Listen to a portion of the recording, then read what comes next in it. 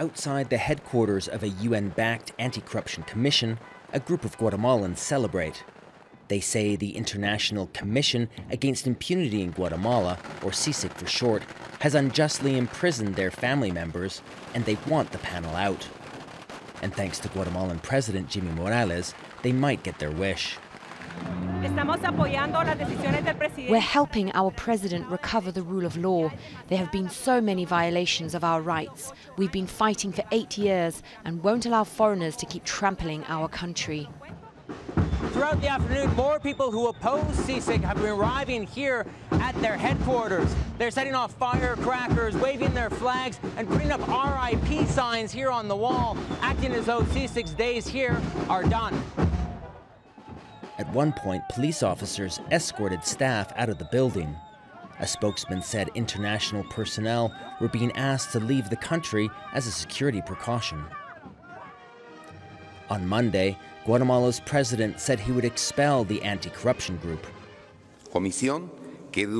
During its time in Guatemala, the Commission has put national security, public order, governability, and respect for human rights at risk.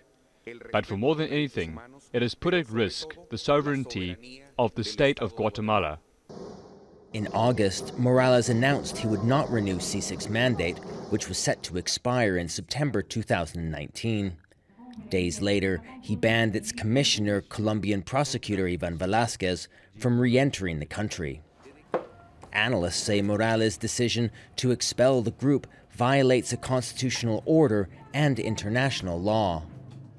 Why is he doing this? Firstly, he's being pushed by many of his political collaborators who are being tried for corruption.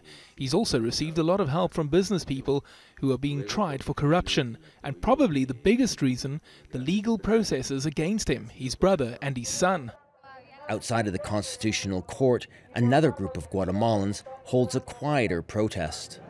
They hope that the country's top court will rule against Morales' decision. Thanks to the commission, mafia-like business oligarchs have been uncovered, and that's what they don't like.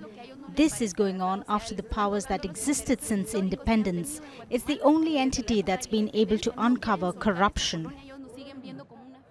But even if the president's ruling is overturned, there are fears he will push it through and set off a constitutional crisis. What many see as this country's most effective weapon in the fight against corruption could be coming to an end, and Guatemala's future hangs in the balance. David Mercer, Al Jazeera, in Guatemala City.